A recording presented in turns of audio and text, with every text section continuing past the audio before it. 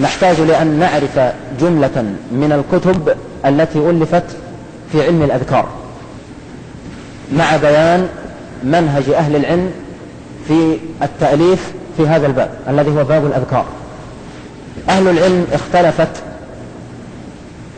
طريقة تأليفهم في الأذكار على مناهج، منهم من يعنى بجمع الأذكار مجرد جمع، ثم قد يتكلم على بعض فقهياتها معنوية أو مسائل شيئا من الكلام اليسير يكون تبعا، ومنهم من لم يعنى بالجمع وإنما بتحرير مسائلها الفقهية أصالة، ثم يذكر شيئا من الأذكار المنقولة في المصنفات الحديثية أو مما جاء في القرآن العزيز وفيه جملة كبيرة، يكون ذلك تبعا.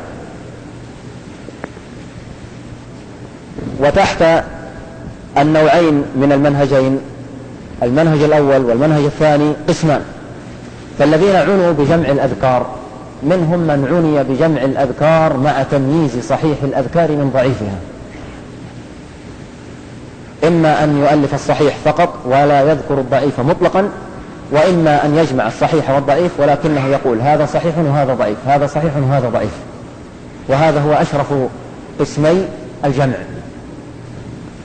ومنهم من يجمع الأذكار في تأليفه من غير أن يميز صحيح الأذكار من ضعيفها، لكن كثيرا ممن يؤلفون في الأذكار إن لم يكونوا أكثرهم يقتصرون على ما كان فيه ضعف يسير.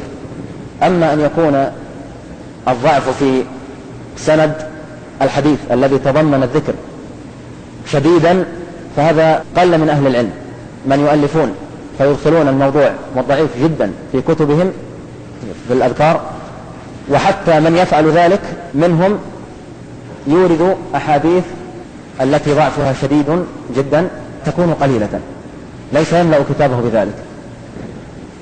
وهذا أدنى قسمي النوع الأول من التأليف في الأذكار الذي هو نوع الجمع، وهو من يجمع بغير تمييز الصحيح من الضعيف، الذي ينصح به القسم الأول من النوع الأول.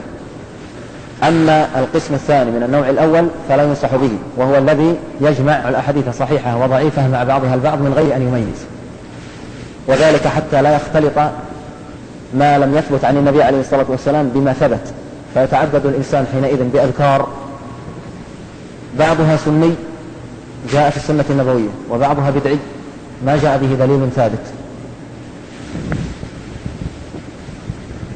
وحينئذ سؤال وارد: إذا وجدنا شيئا من الكتب التي عنيت بتمييز صحيح السنة من ضعيفها، فوجدنا بعض الأحاديث التي فيها ضعف يسير، هل نأخذ بتلك الأحاديث الضعاف ضعفا يسيرا، أو أننا لا نأخذ بالذكر ما دام حديثه لم يثبت؟ الجواب: أصح قولي أهل العلم أن الضعيف ضعيف ليس له سوق نافقة، لا نأخذ إلا بما ثبت عن النبي عليه وعلى آله الصلاة والسلام، سواء كان صحيحا لنفسه أم صحيحا بمجموع طرقه، سواء كان حسنا لنفسه بذاته أم كان حسنا بمجموع طرقه، كل ذلك دين وشريعة ونتعبد الله بها. أما إذا كان خلاف ذلك بل هو من جملة الضعيف ولو رق ضعفه فإنه لا يعمل به، فإن في الثابت عن الأول غنية، والحمد لله شريعتنا رياضها كثيرة. أما المنهج الثاني في التأليف والذي عني بالتكلم على فقه الأدعية والأذكار، فهذا أيضا تحته قسمان: قسم تكلموا في كتبهم على الأذكار من الناحية المعنوية، من ناحية المضمون والمعنى والمغزى، ما معنى اللفظة الفلانية، إما دراسة تحليلية لألفاظها ثم ذكر بعض المعاني السلوكية والأخلاقية وما تتضمن من العقائد والأحكام تبعا، وإما وهذا القسم الثاني من النوع الثاني في الذين يؤلفون في الأذكار فيعنون بتحرير وبذكر فقه الأذكار من حيث المسائل والأحكام، وهذه يغلب عليها طابع الضوابط والقواعد. النوع الأول بقسمي التأليف فيه كثير وهم الذين يجمعون، فمن ذلك القسم الأول من النوع الأول الذين عنوا بتمييز صحيح الأذكار من ضعيفها. من المختصر تحفة الأخيار للشيخ ابن باز رحمه الله، اقتصر فيها على ما ثبت عنده. ومن ذلك أيضا كتاب حسن المسلم للشيخ سعيد بن علي بن وهب القحطاني. ومن ذلك أيضا كتاب الأذكار لمحمد الشيباني، اقتصر فيها على ما ثبت عنده، مختصرات صغار. ومما يكبرها حجما كتاب صحيح الأذكار لأبي عبيدة ماهر المبارك، طبع في مجلد متوسط، أودعه فوائد فقهية وتكلم على معاني الألفاظ المبهمة، واشترط على نفسه ألا يورد في كتاب هذا إلا ما ثبت، ولذلك سماه بصحيح الأذكار. كذلك صحيح الأذكار لأبي الحسن الشيخ، جمع فيه جملة ما وقع عليه من الأذكار التي تضمنتها أحاديث صححها الألباني، جمعه أيضا في مجلد متوسط، هذا أيضا اشترط فيه الصحة. باب الذكر الذي في صحيح البخاري، باب الذكر الذي في صحيح مسلم. ومن ذلك أيضا كل كتاب من المصنفات من القسم الثاني الذي سيأتي ذكره، لكن مما لقي اهتماما من المعاصرين فحققوه من الناحية الحديثية. فمن ذلك مما يعتبر من أمات كتب الأذكار مما ميز صحيحه من ضعيفه صحيح الأدب المفرد للألباني، حيث إن الأدب المفرد للبخاري كتاب مسند منه إلى رسول الله عليه الصلاة والسلام وإلى كل من أسند إليه الخبر من الصحابة أو التابعين. لكن البخاري ما التزم رحمه الله في كتابه هذا الصحة، وإنما التزم لك أن يذكر الأحاديث بأسانيدها ثم ترك تحقيقها لمن بعده، لم يفعل كما فعل في صحيحه المعروف. فجاء الألباني فحقق كتاب الأدب المفرد، فعزل صحيحه عن ضعيفه، فخرج أغلبه صحيحا فسماه صحيح الأدب المفرد في مجلد متوسط مائل إلى الكبر، وجعل الضعيف ضعيف الأدب المفرد في مجلد صغير صغير، هي الأحاديث الضعاف في جميع الأدب المفرد للبخاري. هذا أيضا فيه جملة من الأذكار والفوائد التي تتعلق بالأذكار مما قد لا تجده في غيره. ومثل ذلك أيضا صحيح الكلم الطيب للألباني، كتاب الكلم الطيب لشيخ الإسلام ابن تيمية، وشيخ الإسلام ابن تيمية لم يلتزم في هذا الكتاب صحة ما يورد فيه، لكن عامة ما فيه ثابت إلا الشيء اليسير فيكون ضعيفا. فجاء الألباني لهذا الكتاب الكلم الطيب فحققه وأفرد منه الصحيح وسماه صحيح الكلم الطيب. ومثل ذلك أيضا الوابل الصيب لابن القيم، صنع فيه ما صنع شيخه في الكلم الطيب، اللهم إلا أنه جعل نصفه في الكلام على الأذكار وفوائدها وما يتعلق بها وبعض المسائل اليسيرة التي هي من فقهيات مسائل الأذكار، والنصف الثاني جعلها من وظائف الأذكار التي هي جمع، ولم يلتزم الصحة فيما ذكر، لكن عامة ما في كتابه صحيح إلا الشيء اليسير الذي حققه سليم الهلالي في كتابه صحيح الوابل الصيب، فخرج بجملة أحاديث مما ذكر ابن القيم في الوابل الصيب ضعاف، والباقي كله ثابت ما بين صحيح وحسن.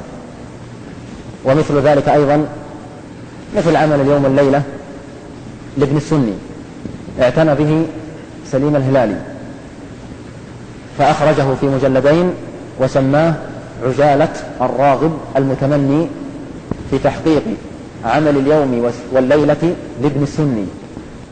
كذلك يوجد كتاب المتجر الرابح للدمياطي، هذا الكتاب نقح وحقق بتمييز صحيحه من ضعيفه، قام بذلك زكريا الباكستاني.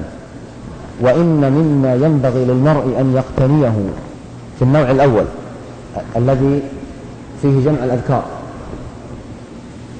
والذي فيه تمييز الصحيح من الضعيف، هو كتاب الإخبار بما لا يصح من أحاديث الأذكار لزكريا الباكستاني. قام بجهد مشكور في هذا الباب، وذلك أنه جمع جملة كبيرة من الأذكار التي لا يصح سندها عمن عزيت إليه وهو رسول الله عليه الصلاة والسلام أو أصحابه الكرام. وهذا يعتبر عملا نبيلا، أن يجمع لك الأحاديث الضعاف في الأذكار، فإذا قرأتها عرفت أنها ضعاف لا تعمل بها.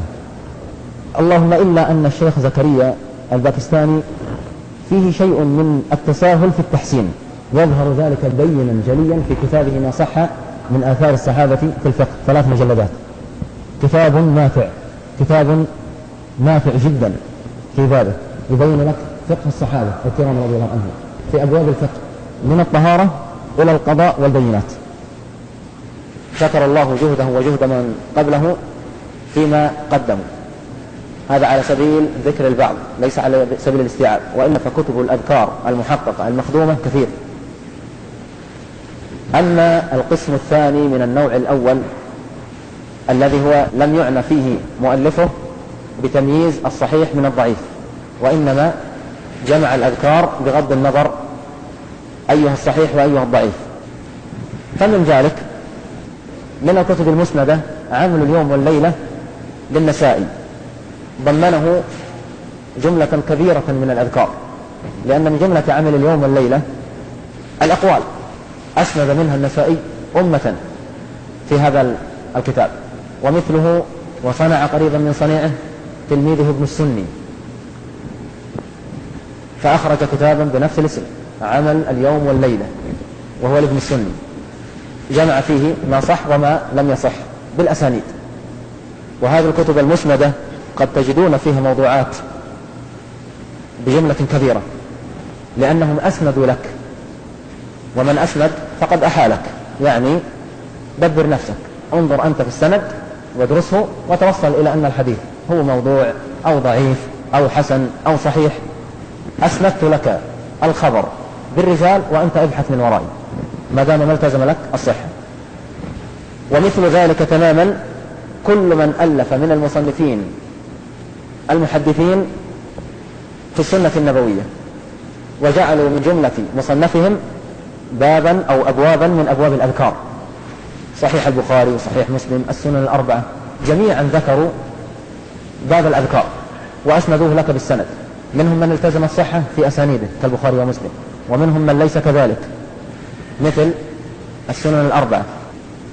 أم كانت الكتب التي جمع مصنفوها فيها الأذكار ولم يلتزموا تمييز الصحيح منها من الضعيف ولم يذكروا الأسانيد، فمن هؤلاء صاحب الحسن الحصين ما التزم في ذلك الصحة. النوع الثاني هو الذي عني فيه أصحابه في تأليفهم في باب الأذكار بالتكلم على فقه الأذكار. هذا النوع تحته قسمان.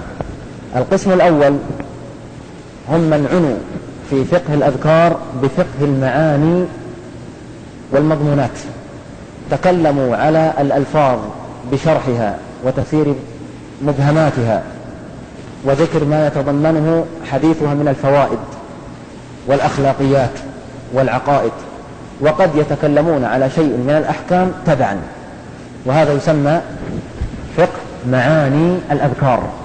فمن الكتب المؤلفة في فقه معاني الأذكار كل كتب الحديث التي ذكرت شيئا من أحاديث الأذكار وشرحها شارحون لها، كفتح الباري بالنسبة لصحيح البخاري، شرح كتاب الذكر بأحاديثه التي أوردها البخاري في صحيحه، وتكلم على معاني الأذكار وما فيها من الألفاظ وحللها وشرحها واستنبط فوائدها. وكذلك النووي في كتابه المنهاج شرح صحيح مسلم بن الحجاج المعروف، شرح النووي اسمه المنهاج. ومثل عون المعبود في شرح سنن أبي داود لما شرح كتاب الذكر، ومثل ذلك تحفة الأحوذي شرح سنن الترمذي للمبارك فوري، أو لابن العربي في عارضته عارضة الأحوذي شرح سنن الترمذي. تكلموا على أحاديث الأذكار الموجودة في السنن. وممن خصص كتابه لذلك عبد الرزاق البدر، فإنه أخرج مجلدين في فقه معاني الأذكار، وهذه الصبغة العامة على الكتاب، وإن كان أورد فيه شيئا من مسائل الأذكار وأحكامها لكنها قليلة يسيرة، وربما ذكر فوائد للأذكار وغير ذلك من الأشياء التي تقوم سلوك الإنسان وأخلاقه. القسم الثاني من هذا النوع الثاني الذي نتكلم عن فقه الأذكار هو فقه مسائل الأذكار، وهو من أهم ما يكون، وهو أقل ما ألف على الإطلاق فيما يتعلق بالأذكار، وهم الذين تكلموا عن أحكام الأذكار الفقهية، متى تقال، ما أوقاتها، ما أنواعها، ما أسبابها. فالنووي هو أوسع من تكلم في عهده على مسائل الأذكار وأحكامها في كتابه الأذكار. وجاء من بعده ابن علام الشافعي رحمه الله ورحمه الله النووي، فشرح كتاب الأذكار في الفتوحات الربانية، فهذا أوسع مصدر قديم لفقه مسائل الأذكار فيما يعلم كتأليف مستقل. أما ضمنا لشرح الأحاديث فنعم، ابن حجر في فتح الباري شرح صحيح البخاري تكلم على كتاب الأذكار وذكر شيئا من مسائل الأذكار وأحكامها. النووي في شرحه لصحيح مسلم، بقية شراح الحديث الذين شرحوا كتاب الذكر في المصنفات الحديثية تكلموا عن مسائل الأذكار، لكن ما استوعبوا ولا خصصوا التأليف فيها، وإنما هذا تبعا لشرح كتاب.